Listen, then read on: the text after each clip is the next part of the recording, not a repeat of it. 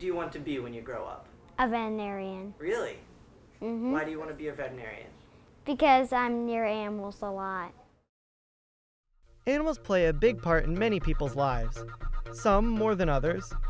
I like to think that animals play a pretty large role in my own life, and with veterinarians for parents, that's a pretty hard reality to deny. But while I've been around long enough to watch my parents work many years at one practice, then ultimately decide to open up their own, I never thought once to ask them how they wound up where they were. Unfortunately, my mom is no longer around to answer these questions for me. But Dad was more than willing to help answer for her when I asked if I could make a documentary on him and his practice, Berkeley Veterinary Center.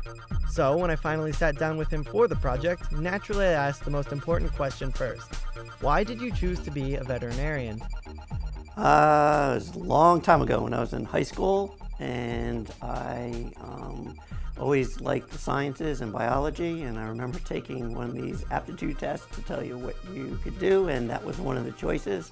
So I started researching it from there. I grew up in New Jersey, and unfortunately New Jersey doesn't have a vet school. So I decided to go to a state that had a vet school and see if that would improve my chances. So that's how I ended up in the University of Missouri in Columbia, Missouri. Then was a matter of seeing where to get a job at. And so I ended up back in New Jersey because there were quite a few jobs here, and I ended up working at a practice in Bricktown until I decided that I wanted to branch off on my own and open my own place. It's something that I probably always wanted to do, but it was a fear factor getting in, diving in. It's a big risk to do it. But my wife was a vet too. She worked at the same place I did, and we both decided that it was time to do something different. So we started researching how to open a veterinary hospital, and we started one from scratch. It was I wouldn't say community project, but from a smaller circle, it was a nice team effort, and it was fun for me watching the place develop, because a lot of work went into, by Dr. Tony and Dr. Pat at the time, for bringing the place to fruition.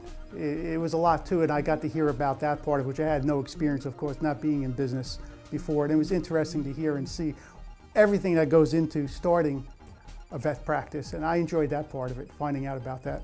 It's interesting. It's, you're going to do something that's, you're actually going to be making your own decisions, so you're going to live or die by them.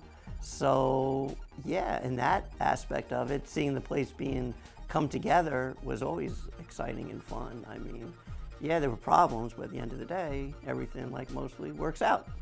We opened up in September, the last week of September of 2006. So we've been here about 8 years now. I like that he gets to do what he loves doing, and he gets to, set his own hours and such. He just takes care of all of our animals, and we don't have to pay for it. It's cool. And he knows everything. What do you like least about Dad owning his own vet office? Probably he has to pay the bills and whatnot. So it's yeah, and he does that at home. Why do you think that's your least favorite thing? Because it's annoying.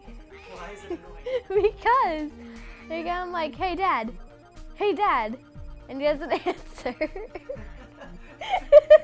Definitely the amount of hours he has to put into working at home and at the office, because he's not around as much.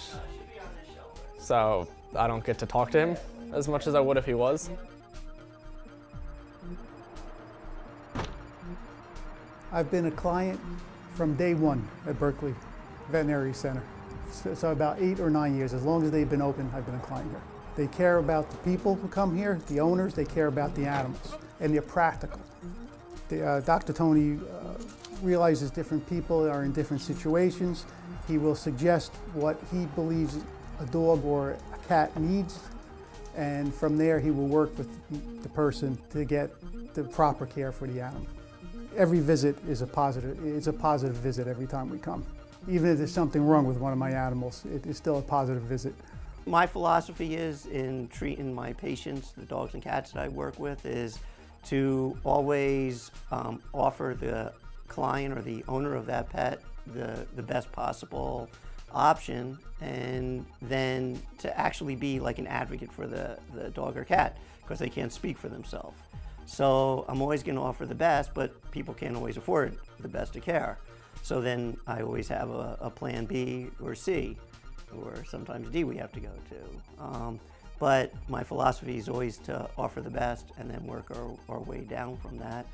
And then the other philosophy we have here is always to have a happy, upbeat attitude. Too many places you go into, people have a puss on their face. Not here. Everyone's going to be smiling and happy, and so that's like a real big thing that I have here too. And people notice it when they come in the door. People have, someone coming in don't know the difference between the kind of medicine I practice or someone else does, because they really can't. They don't know it, so they can't evaluate it, but they could evaluate how they're being treated, and that's what they do.